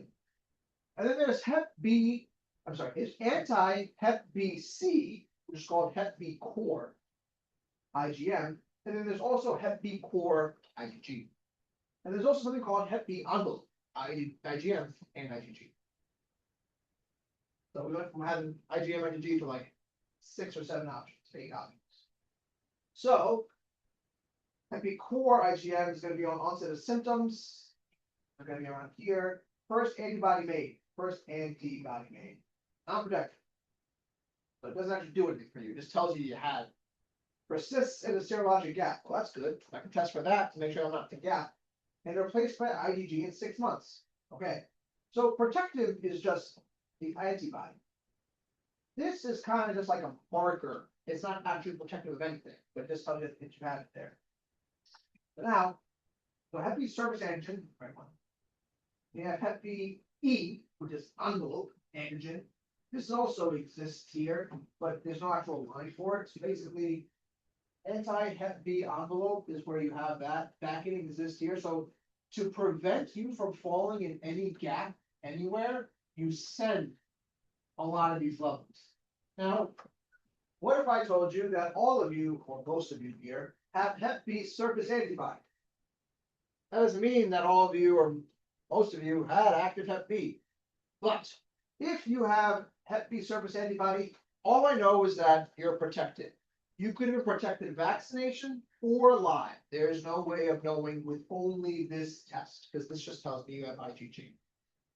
To determine if you have ever had active Hep B, I will test for Hep B core, IgM, and IgG, because the core and the envelope, both of these only come in natural infection and actually get it. So if your IgG or Hep B surface antibody is positive, your Hep B core, IgM and IgG negative, Hep B envelope, IgM, IgG negative, that means this person got vaccinated. If their Hep B IgG is positive and their Hep B core IgG is positive, you don't have to check envelope at that point. That means this patient got Hep B immunology from what? Natural, or they had Hep B at some point. And there's an important, why you might be saying, why do we care? Because I told you that Hep B is increasing your risk of hepatocellular carcinoma. So if you had Hep B immunology through a vaccine, you don't have a risk of hepatocellular carcinoma because you never actually had the disease, you just vaccinated against it. But if you have the disease the old-fashioned way, you have a risk of developing hepatocellular carcinoma because that's the way you got it. And to determine that, you got to check all these things. Now, can someone have symptoms and you have hepatitis? Sure. That's why we test for these things in the workup when we're checking for elevated LFTs. So you're going to send Hep B surface antibody, Hep B surface antigen, and Hep B core antigen and antibody, just to have an idea of where you're at. And if your Hep B IgM is positive, you have hepatitis right now, and then I'll check a viral load. So kind of complicated. Then chronic hepatitis, they will be it. They'll have antibody, but they'll also have what? No, chronic means that you're still define chronic. Yeah. It depends. It's not an easy answer. The core IgM might still be positive, or the envelope might still be positive. It's complex. But if they have surface antigen, IgM positive, they're active. You are contagious. Yeah. Hep C, luckily, is easier than that. It's just IgM and IgG. Blood pathogen incubates 2 to 26 weeks. Greater than 40% of this transmission is IV drug abuse. So B and C is both sex, drugs, rock and roll. Pregnancy, tattoos, transfusions, birth. Screen all persons between 18 and 79 years old with elevated LFTs. Hep C virus antibody is IgG. That means they got recovery or infection. Do we have a Hep C vaccine? No. So they have Hep C antibody. You had Hep C at some point. Hep C vRNA. There's different serotypes. It's like a viral load. So we don't actually. Yeah, we don't really usually get the viral load. I mean, you do if you're working like GI, but to figure out what you got, we just get IgG, IgM. Sequelae acute is like 15-20% clearance. You don't even know you have it. Chronic hepatitis, it means cirrhosis, liver failure, liver cancer. B and C have high risks of liver cancer. I think C has higher risk of liver cancer than B. How do you treat it? Antivirals. You got Harboni. You can actually clear it. It's treatable. Hep B, not treatable. Well, not true. There's drugs that will reduce the virus, but once you got it, you got it. You still have a risk of cancer, just like Hep B, even if you got treated. There's no vaccine currently available. Usually, you may need a liver transplant. So if you have a patient that has Hep B or Hep C, You always double glove with them, just in case you get needle stick. You guys know the risks of needle transmission? Those were very low. Rules of 3. 0.3, 3, and 30. 0.3 is needle stick from HIV, and 0.3 chance of getting it, and a hollow point needle. Then there's 3, just Hep B. Then there's 30, which is Hep C. Hep D is usually a virus with Hep B to make a super infection. Most common in IV drug abusers is Hep D virus, IgM and IgG, but we don't really look for this unless Hep B is positive. Hep B is clear, we don't even need to look for Hep D. IgG is non-protective, it's just for identification. And Hep B you're trying to talk about is also IgM and IgG, but it's very virulent, at least in my experience. Alcoholic liver disease, we talked about this a lot. Hepatic injury, direct injury from toxins, metabolism of agents into a toxin. There's immunologic response. You'll have a normal liver, then you'll have hepatitis, which is alcoholic hepatitis, then it gets cirrhosis, and may or may not have fatty liver disease on the way there. Hepatic steatosis, fatty liver, alcoholic hepatitis we're talking about, and cirrhosis is kind of like the end stage. That means you probably make cancer from it. So we've talked about a few things that can give you cirrhosis: alcoholism, hepatitis B and C, autoimmune hepatitis, hemochromatosis, Wilson disease. So hope you're appreciating that. Like just having cirrhosis, well, all we know is your liver shot, but like how you got there, we can figure it out. If I'm going to take a guess, probably alcoholism. But if the answer is no, your workup got a lot more complicated. Now do you see why I have to get like 35 different labs? Like, well, what actually happened? You can't figure out if it's reversible, fix it or not. Because if you have cirrhosis, your liver is fried, right? You agree that you will eventually die of liver failure. But how do you fix it? Well, transplant. Well, how did you get to that point where you were degenerate? Because we don't give degenerates new organs. So it's important to find out. You don't just assume everyone has cirrhosis. And people get really offended. You know, if you have patients with cirrhosis, like I was patient with cirrhosis, and then you just walk in and then you say, how much alcohol did you drink? And they're like, I never drank alcohol. And it's like, really? And it's like, yeah, I have like, I don't know, hemochromatosis. It's like, oh, I'm sorry. Sorry for judging you. And then you have to determine if they can get a liver or not. Now, this is not saying that people who get alcohol liver disease, they can't go into recovery. Oh, they totally can, but they just don't give organs to active drinkers. And even if they stop drinking and they don't have family support, they still don't give you an organ because you're gonna fry it again. Same thing with IV drug abusers who got Hep C. Like, they don't give it to you guys, to those people, because high risk of reinfection and ruining an organ. But if you have Wilson disease or hemochromatosis or these other things that you didn't do anything wrong for it, you're higher up on the list. So actions matter. I usually tell patients whenever they're like, "Oh, hey, so we put you in for a liver transplant request. Did you stop drinking?" They're like, "Yeah, I don't drink anymore." It's like, "Well, when'd you stop?" "Last week." And it's like, "Oh, like you were still drinking." Or same thing with smoking. "You smoke?" "No, not anymore." "When'd you stop?" "Today." So I usually tell them, like, so when they ask you, I would tell them that you stopped drinking. Just keep telling me of great family support. You're trying to give them a better chance to get a liver.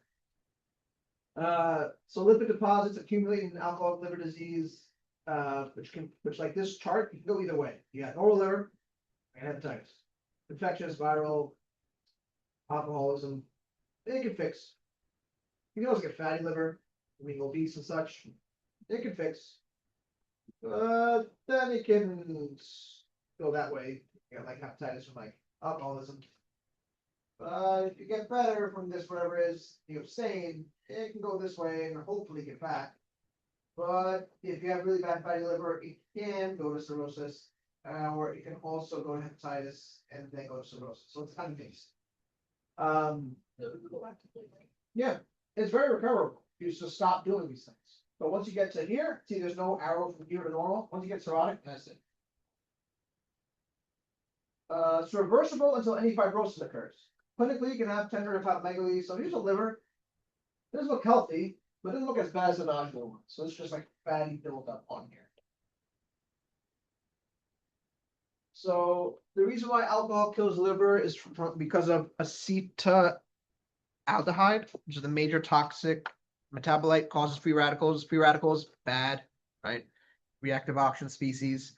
You have hepatocyte swelling, ballooning, and necrosis. You may have Mallory bodies, which are these circle things over here. Clinically, painful hepatomegaly, fever. Well, if you have fever, we're talking about what? What are we concerned of? SBP, right? Neutrophilic leukocytosis, cirrhosis, liver failure, hepatocellular cancer, and alcohol is ETOH. Oxidative metabolism involves ADH, forms acetaldehyde and free radicals. 80 grams a day can cause changes. Alcohol metabolism with alcohol dehydrogenase. It's not FNA right now. It's alcohol dehydrogenase. Depletes NAD, leads to fat accumulation in the liver, metabolic acidosis. Remember like fatty necrosis we talked about in like the beginning of this course? That's what fatty liver disease is, a type of fatty necrosis. Common breast cancer and such, but can also happen in the liver. Cytochrome P450, learned about this in forum ad nauseum. Accelerates metabolism of alcohol and other P450 drugs. So acetaminophen, cocaine, these all of these free radicals that you have. Assuming if you go over the dose, go over 4 grams, talking about damage here. But there's also catalase, which is less than 5% of metabolism. Irreversible alcoholic cirrhosis. Shrunken, brown, non-fatty. It's like pretty lean. Looks ill. Biostasis, and there's also micronodular, and then it becomes hobnail. Right? Almost getting it larger. NASH, non-alcoholic steatic hepatitis, associated with insulin resistance, so it's being obese. Type 2 diabetics, generally, or family history of diabetes, obesity, or high not controlling your cholesterol. It causes elevated LFTs and symptoms of hepatitis, rare to progress from steatosis to cirrhosis, but it can happen. Liver tumors. So if you have like NASH induced like liver failure and you need a transplant, like you're going to be much higher on the list because it's like genetics that really probably dictate. Unless you're really obese, then they're not going to give it to you. Not because you're obese, because you're a bad surgical candidate. You're probably not going to recover well. Most common type of neoplasms are going to be Mets from the fold of the breast and lung. We talked about it. Meshwork, filter, we're all going to land there. Then there's also primary liver cancer, hepatocellular carcinoma, commonly caused by cirrhosis, Hep B, Hep C, so on and so forth. Hemochromatosis, whatever. Anything that causes this. So hemangioma is the number 1 benign lesion, but high risk of bleeding. You have adenoma and nodules. So hepatocellular carcinoma, or HCC they call it, also known as liver cell carcinoma or hepatoma. This is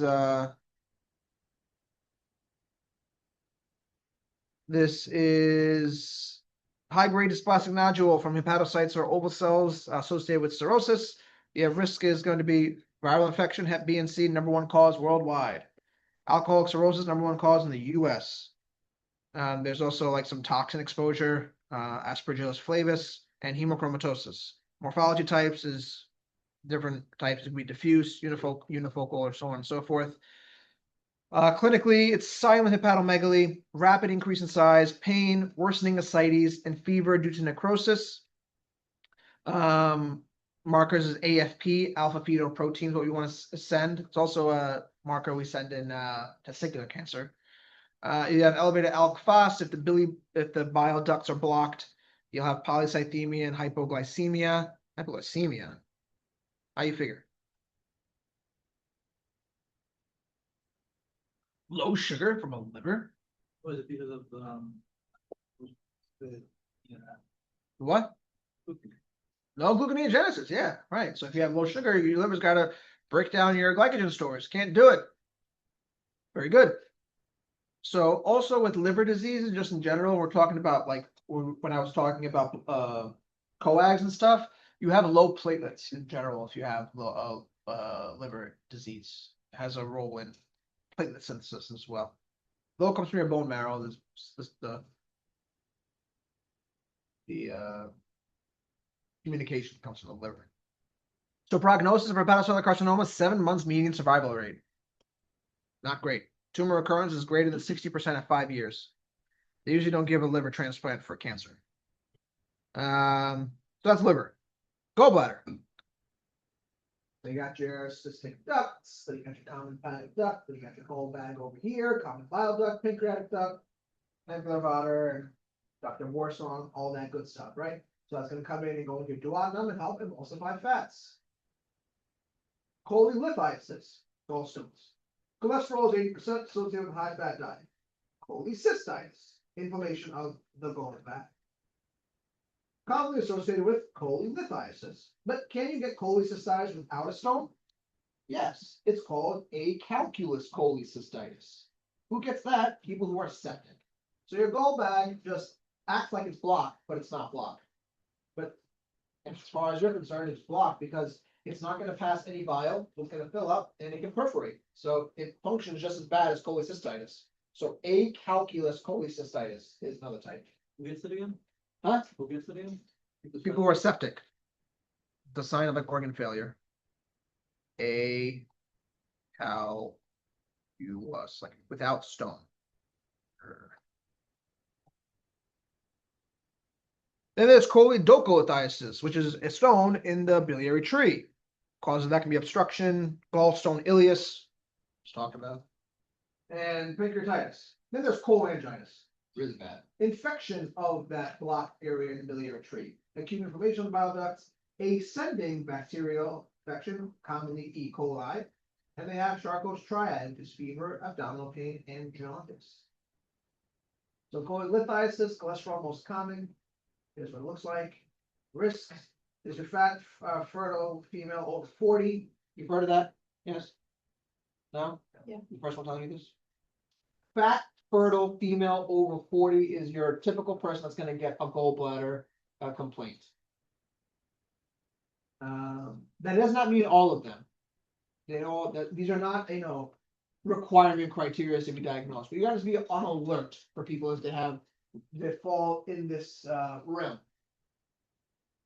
I wouldn't say this to patients, but it is fat, fertile female over 40. females more common than men. Anyone here knows someone got the gallbladder taken out? Any of them a man? Anyone? One? Alright. That's lower than those people that raise their hand. So statistically, it's correct. Females are more commonly affected than men. Not to say men can't get it. It's just more common that it's going to be with females. Pigment stones, excess unconjugated bilirubin, dark color, radio opaque. So they show up on X-ray or imaging, but generally X-ray is not the study of choice for gallbladder issues. It's what? Ultrasound, yep. Hemolytic anemias and cerebral diseases can cause this as well. Acute cholecystitis, those are called the stone. That's what it looks like. Pretty crazy. You can see why this is called blocking. Acute cholecystitis, inflammation of the gallbladder, caused usually obstruction of the cystic duct or an impacted stone, because they're huge. Others is severe volume depletion, like acalculous cholecystitis is being dehydrated, not dehydrated, being septic, hypotension, and being in shock. Clinically, right upper quadrant, epigastric colicky pain, pain related to the back of the shoulder, usually your right shoulder we're talking about, fever, nausea, vomiting, jaundice at the stone is in the common bile duct due with the bilirubin excretion. Diagnosis with ultrasound, risk, gangrenous necrosis and perforation, so like it can pop. So like this one, I don't know if they cut open to see or if it popped open on its own. Like these are, it will swell and pop open. And there's this one I think is definitely perforated because of the irregular borders. Yes, so that toxin that all go into the body, very bad, very costly. Gallbladder cancer. All right, we don't learn anything. If I said liver cancer is bad, gallbladder cancer, worse. Really bad. Adenocarcinoma number 1 from epithelial lining. 90% of them have stones. They call it a porcelain gallbladder. If you ever see porcelain gallbladder on imaging, that's what they're talking about. 5-year survival is 5%. Directly invades liver. Clinically, you'll have cholelithiasis symptoms. So it might be ignored for a while, but you have to get imaging to confirm it. It's very aggressive. And we talked about the whole, cholecystitis, cholelithiasis, that chart I had from PD. It's great, the picture of those stones. Pancreas, Greek for all flesh. It's a retroperitoneal organ. Usually, actually part of it is antiperitoneal, but most of it is retroperitoneal. It's an endocrine and exocrine organ. Endocrine function is going to be the islet of Langerhans, direct release into the blood, glucose metabolism, got glucagon, somatostatin, and insulin. Exocrine is going to be your acinar and ductal areas, pancreatic duct, the duodenum. Your active is going to be your amylase and lipase, and you got trypsinogen and chymotrypsin as your zymogens there, and sodium bicarb help neutralize acidity. Controlled by secretin, and cholecystokinin has a role here as well. So pancreas, big deal organ. So pancreatitis, inflammation of the big deal organ. Acute pathogenesis, you got eye get smashed, right? Idiopathic, infection, some parasites can cause it. Gallstones very common, ethanol very common. T is trauma after an injury. Steroids can do it, mumps, autoimmune, pancreatitis, scorpion sting, which is one everyone remembers. Hypercalcemia, hyperlipidemia, and hyperlipidemia. For this one, it's hypertriglyceridemia, excess TAGs, triacylglycerides, if you remember from like lipid metabolism. It's very silent. So anytime you have someone with pancreatitis, please, please, please check their triglyceride levels. No one thinks about it. They ignore it. And then someone comes along and it's like, oh, did you guys check the triglycerides? And it's like, oh, no, I didn't. And it's like, oh, wow, it's really high. And it's like a very treatable, reversible cause of this. But if you wait too long and pancreatitis starts rolling along, mortality is super high for this. Acute pancreatitis, inflammation and edema, fat necrosis by lipases. You can get hemorrhagic pancreatitis, which is destruction of blood vessels, and that activates the clotting system. Then they get intra-abdominal pressures that are elevated. They can get something called abdominal compartment syndrome. The pancreas itself, the reason why pancreatitis is so bad is that the pancreas starts eating itself. It's autodigestion. So the amylase and lipase break down fats everywhere in the body. The pancreas is a fleshy, fatty organ. And then the lipase will break down fats in your lungs. They'll have reduced surfactant, and then you can go into ARDS. And ARDS itself has a mortality of 40%. It's just it's a cascade of effects. So interstitial inflammation and edema, proteolysis, fat necrosis, hemorrhage, and then you got subacute pancreatitis. Severe abdominal pain, usually an acute abdomen, is very tender. Boring, constant radius to the back, and we have shock from electrolyte disturbances, from like third spacing because they're leaking out fluid around there, kind of like ascites in the liver, except in pancreas it's happening because it's digesting itself. Respiratory distress or ARDS from breaking down surfactant from the lipase, loss of blood and vascular permeability increases, and then you have it's toxic, so it just gets more inflamed.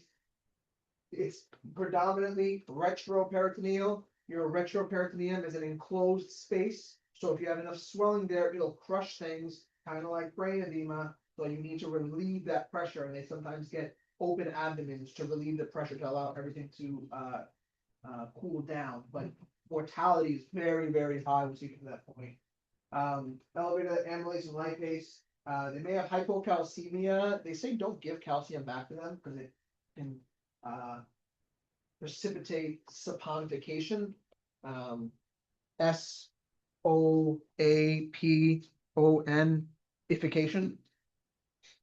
What word did I spell there? Soap. You guys learned this? Oh, you want to see Fight Club? Okay. Well, they made soap in Fight Club. It's a thing.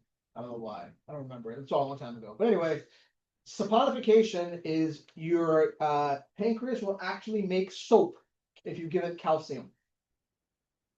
Weird, right? So you don't actually give them calcium. You kind of like treat the hypocalcemia only when they have symptoms. They'll have hyperglycemia as well because they're not secreting any amylase. Okay, broken down. Diagnosed with the CT. The clinical criteria to diagnose pancreatitis. You get abscess, pseudocysts, ARDS, DIC, and death. So very bad. I'm talking about anything, there's no pancreatitis, will kill. And the problem is that it's not hammered into people like this in med school, PA school, what you name it. It's only when they see a clinic for the first time, like, oh crap, that's off of pancreatitis? Yes. Very high mortality. So even after you somehow get through all this, might develop this guy. See that? That's a pseudocyst. Pseudocyst is a fluid collection contained within a well-defined capsule of fibrous air granulation tissue or combination of both. Does not possess epithelial lining. Persists for greater than 4 weeks. May develop in the setting of acute chronic pancreatitis. May rupture. May eventually lead to, this is normal or no? Definitely abnormal. Well, tissue is going to grow there. Guess what that tissue is going to look like? Metaplastic and dysplastic. High risk of pancreatic cancer development. Pancreatic cancer, you don't even need to tell you, I hope you know, very aggressive, very bad. So how do you diagnose it? You need three, the diagnostic criteria of pancreatitis is 3 things. You need 2 out of 3 things.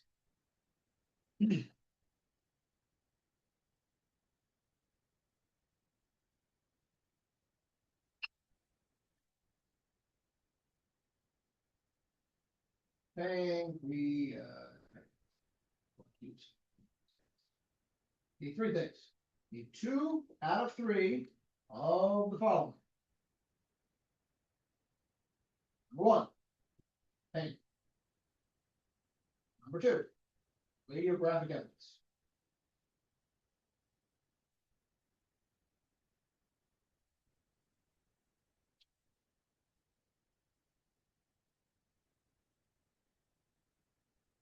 What does radiographic evidence mean?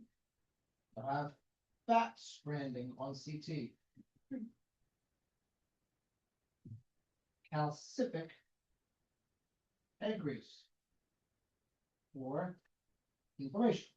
And the third thing, you got pain, radiographic evidence, and you have the one that everyone thinks is pancreatitis. Increase in lipase 3 times upper limit of normal. That's how you diagnose pancreatitis. So, do you have to have your lipase is through the roof? Oh, you have pancreatitis. Slow down. Do you have any pain? No. Do we have any imaging on him? No. Let's get imaging. Imaging shows anything? No. They don't have pancreatitis. He just has an elevated lipase. Why? 2-phase reaction. You got really bad pain. Oh, but his lipase is normal. So, do we get any imaging? Yes. What does the imaging show? Pancreatic fat stranding. He's got pancreatitis.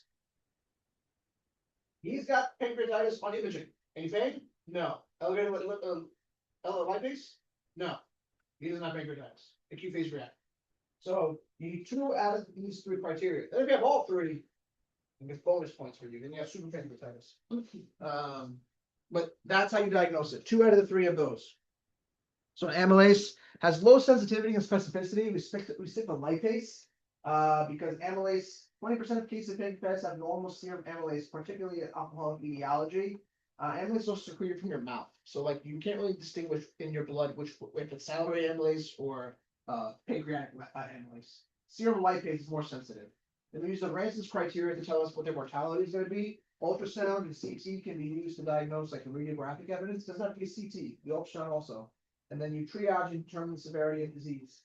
So Ranson's criteria is the criteria we use to determine mortality from pancreatitis. So you get it at admission, and then you reevaluate 40 hours after admission. So at admission, if they get points, if they're old, elderly, white counts over 16, glucose over 200, you need an LDH. Now this is the lab that doesn't pop up normally. You don't normally get. ER gets labs on everyone. CBC, chemistry. That you'll have all this stuff, but you won't have the LDH. So you need the LDH if you recognize this pancreatitis, or an LDH as soon as you can. And that gives you certain score. If your score is greater than 7, your mortality is almost 100%. Now I've disproven this clinically. I've had patients with high Ranson scores and they don't die. They get pretty jacked up, but they don't die. So it's not absolute, but the boards love asking about this. And then the 48 hours admission, you want to test all these things, and these are also going to give points as well. The 2 main criteria are Ranson's and Atlantic. But Atlantic is what I just talked about here. 2 out of the 3 for diagnosing. Epigastric pain radiating to the back, serum amylase and lipase 3 times upper limit of normal, and imaging findings for the pancreatitis. That's the diagnosing. Ranson's criteria is a mortality criteria. It's not a diagnostic criteria. So how do we approach this patient? Conservative, fluids, NPO. Early enteral feeding, only if they can tolerate. Meaning, we used to say keep them NPO for a week. Keep them NPO for a week because if they eat something in their mouth, amylase is going to get secreted. How do we know if that's salivary amylase or pancreatic amylase? No, you don't. And then if it's food, it's going to get broken down. And then what if it's fatty containing? Then they're going to have to use lipase. They're going to have to use the pancreas. It's already injured. So the idea was rest, rest, rest. Well, they found that eating early actually improved mortality because, well, you need nutrition. You need albumin. You need protein. The best way to get albumin is eating it. You can't give IV albumin. So it's important to give food only when they can tolerate. So you ask the patient, are you hungry? Do you want to eat? And I'm really hungry, but I do not want to eat. It's going to hurt. They're not ready. Keep them NPO. But when they say, hey, I'm hungry, I want to eat something, and you give them something and they keep it down, great. Something light, clears, usually no fat containing content. But if they eat something and they vomit profusely after, like, well, you failed. We're not going to give you any more food. But you will encounter old school doctors and such, they'll be like, no, NPO for like 4 or 5 days, then we'll slowly introduce eating. And I'm a believer of that approach. I don't believe in really eating. And not that I don't believe in it. It's just like I've just seen it go bad so many times, but my area is only when it goes bad, so no prophylactic antibiotics. People with pancreatitis have high fevers, 101, 102. But you don't give antibiotics because the high fevers is an acute phase reactant from tumor necrosis factor alpha, interleukin 1, all that stuff, and acute inflammation. So you don't have, there's not an infectious process here. No antibiotics pancreatitis. In case of multi-organ failure, you call me. Preferably call me before multi-organ failure. But at that point, it's you're kind of handing me burnt toast and telling me to make a sandwich out of this. So actually at our hospital, if you are over like under the age of 50 and you have acute pancreatitis, it's a required ICU consult. Just so we can get involved early and we could say, yeah, we'll take it or whatnot. Sometimes they call us like, yeah, I don't think he has to come. And they're like, yeah, we're taking him. I'm like, what? Really? I was like, yeah, this guy's gonna crap out. And unfortunately, they often do.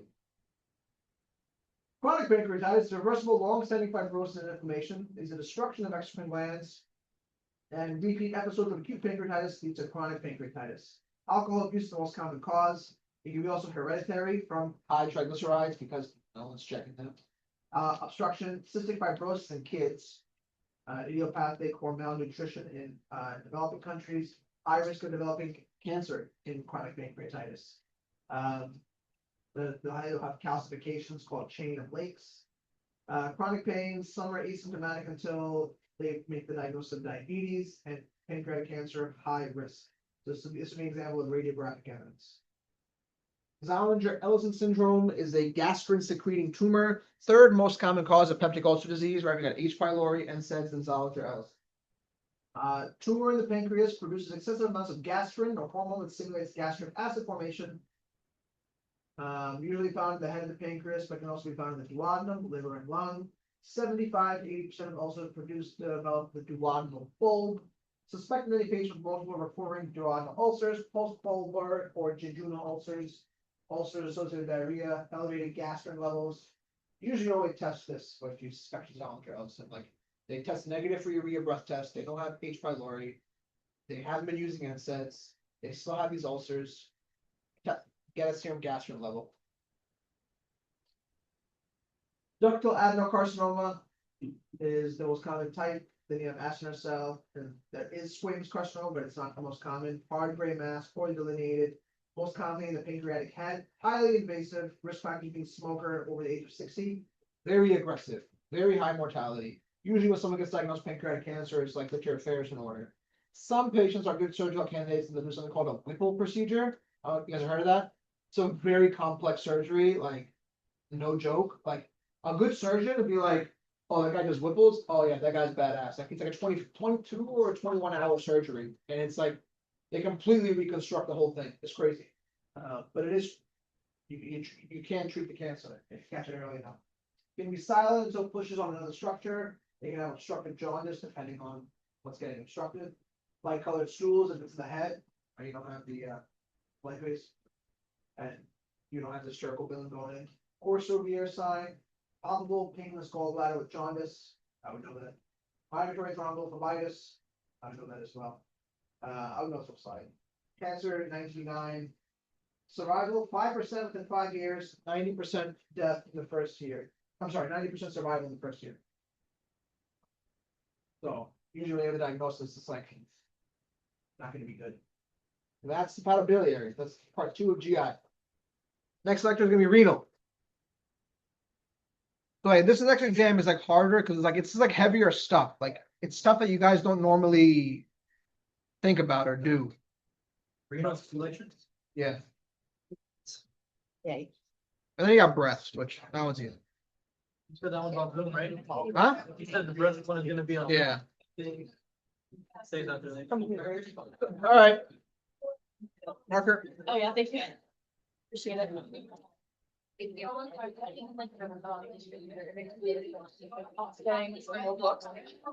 I know where something is.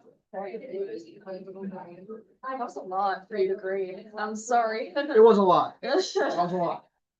Everyone did well. Good. What your HRC? Oh, so it's not, my curriculum's not on alien, but it's by this book in that like does not.